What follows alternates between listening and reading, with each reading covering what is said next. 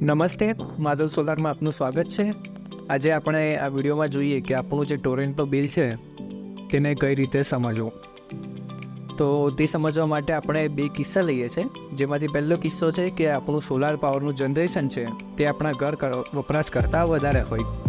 તો આમાં શું થતું હોય છે કે જેમ તમે સ્ક્રીન ઉપર જોઈ શકો છો, એક એનિમેશન બતાવેલું છે કે જેમ આપણને સોલારનું આપણું જનરેશન થાય છે તે સૌથી પહેલાં આપણા ઘર વપરાશમાં આવી જતું હોય છે, અને ઘર વપરાશ પૂરો થઈ ગયા પછી જે વધારાનું જનરેશન છે તે બાય ડાયરેક્શનલ મીટર દ્વારા સીધું ગ્રીડમાં મોકલી દેવામાં આવે છે, એટલે કે ટોરેન્ટને ફરીથી મોકલી દેવામાં આવે છે. તો આમાં શું થતું હોય છે કે જેવું જ જે વધારાનું જનરેશન છે તે ટોરેન્ટ ફરીથી મીટર દ્વારા મોકલવામાં આવે છે ત્યારે આપણા એક્સપોર્ટ યુનિટમાં વધારો થતો હોય છે. તો ચાલો એકવાર આપણે આ વસ્તુ બિલના ઉદાહરણ દ્વારા સમજીએ. તો સ્ક્રીન ઉપર એક ટોરેન્ટનું બિલ આપવામાં આવ્યું છે, જેમાં અલગ અલગ રીડિંગ બતાવેલા છે. તો એમાં સૌથી પહેલું રીડિંગ જે છે તે છે આપણું ઇમ્પોર્ટ યુનિટ, એટલે કે આપણે એટલા યુનિટ ટોરેન્ટ પાસેથી ઇમ્પોર્ટ કરેલા હતા. ત્યારબાદ છે એક્સપોર્ટ યુનિટ, એટલે કે આપણે જે હમણાં જોયું કે વધારાનું જનરેશન જે આપણે ટોરેન્ટમાં ફરીથી પાછું મોકલીએ છીએ તે થાય આપણા એક્સપોર્ટ યુનિટ. અને તેના પછી આપેલું છે જનરેશન, એટલે કે આપણું જે કંઈ પણ સોલારે જનરેશન કરેલું હતું આ મહિના દરમિયાન તે બતાવવામાં આવેલું છે. અને નીચે ક્રેડિટ આપેલું છે, એટલે કે આપણા એક્સપોર્ટ ઇમ્પોર્ટનો જે તફાવત હોય છે તે બતાવવામાં આવેલો છે. અને ત્યારબાદ એ જે તફાવત છે તેને રૂપિયામાં કન્વર્ટ કરીને, એટલે કે આપણું જે વધારાનું ક્રેડિટ હતું તેને ગવર્મેન્ટના નિયમો અનુસાર 2.25 રૂપિયા લેખે રૂપિયામાં કન્વર્ટ કરીને આપણને ક્રેડિટ કરવામાં આવે છે. તો એકવાર આને સાયકલના દ્વારા ધ્યાનથી સમજીએ. તો તમે સ્ક્રીન ઉપર જોઈ શકો છો કે એક બિલિંગ સાયકલ બનાવેલી છે, જેમાં આપણું જનરેશન આપેલું છે 485 યુનિટ. હવે આપણા ઘરનો વપરાશ થઈ ગયા પછી જે વધારાનું જનરેશન છે, એટલે કે 413 યુનિટ, તે છે એક્સપોર્ટ કરવામાં આવે છે ટોરેન્ટમાં. અને જે રાતના સમય દરમિયાન આપણું જનરેશન જ્યારે બંધ હોય ત્યારે આપણે ટોરેન્ટ પાસેથી જે કંઈ પણ પાવર લઈએ છીએ તે થયા આપણા ઇમ્પોર્ટ યુનિટ, જે અહીંયા બતાવવામાં આવેલા છે 198 યુનિટ. તો આપણા જે બિલિંગ યુનિટ છે, એટલે કે આપણે યુનિટનું બિલ ભરવાનું આવશે કે પછી આપણને મળવા પાત્ર છે તે જાણવા માટે શું કરવું. તો આપણા જે ઇમ્પોર્ટ યુનિટ હતા, જે ઇમ્પોર્ટ કરેલા યુનિટ હતા, તેમાંથી આપણો એક્સપોર્ટ યુનિટને બાદ કરવા, એટલે આ બેનો જે પણ તફાવત આવશે તેના પરથી ખબર પડશે કે આપણે બિલ ભરવાનું છે કે પછી આપણને મળવા પાત્ર છે. તો તમે અહીંયા સ્ક્રીન ઉપર જોઈ શકો છો કે અહીંયા તફાવત બતાવેલો છે કે 198 - 413, એટલે કે આપણા -215 આવ્યા.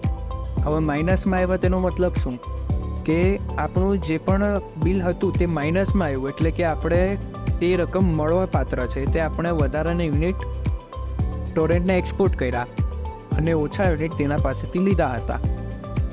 હવે આપણે ટોટલ કન્ઝપ્શન જાણીએ કે આપણું ટોટલ કેટલું કન્ઝપ્શન થતું હોય છે સોલારના જનરેશનમાંથી. તો તે જાણવા માટે શું કરવું કે આપણું જે સોલારનું જનરેશન હોય છે તેમાંથી એક્સપોર્ટ યુનિટ અને ઇમ્પોર્ટ યુનિટનો જે સરવાળો હોય છે તે બાદ કરવો, એટલે આપણું જે કંઈ પણ કુલ વપરાશ હતો, આપણો આ મહિના જે કુલ વપરાશ યુનિટ હતા તે આપણને અહીંયાથી જોવા મળશે.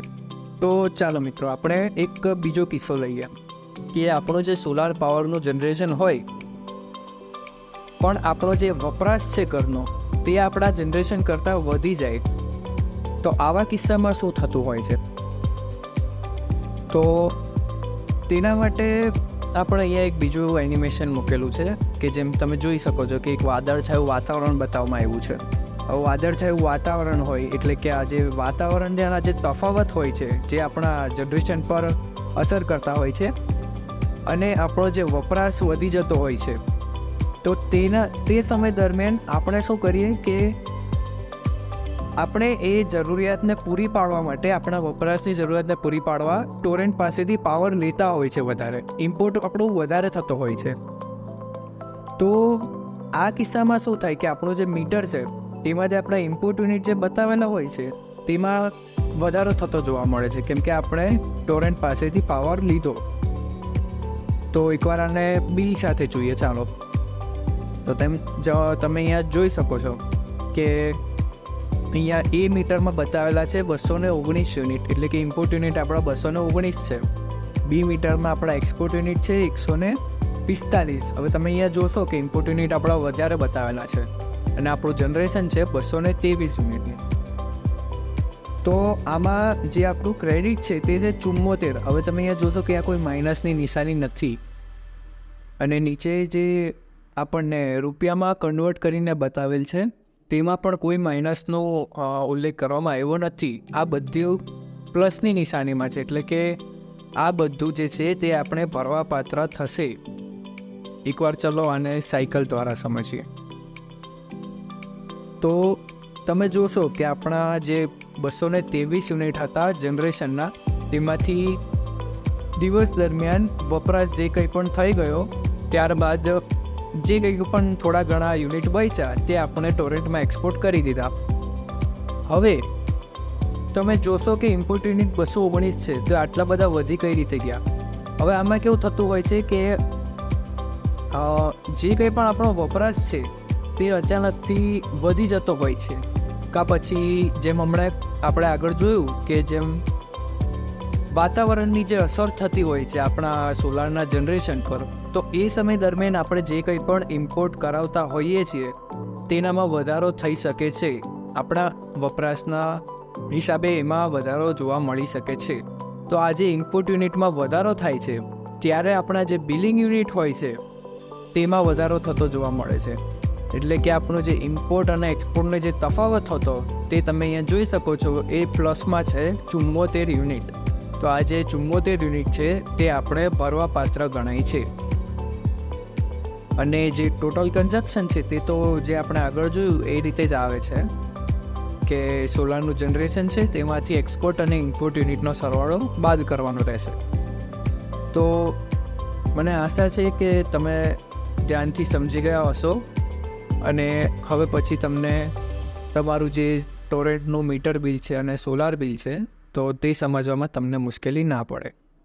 તમારો ખૂબ ખૂબ આભાર મને સાંભળવા માટે.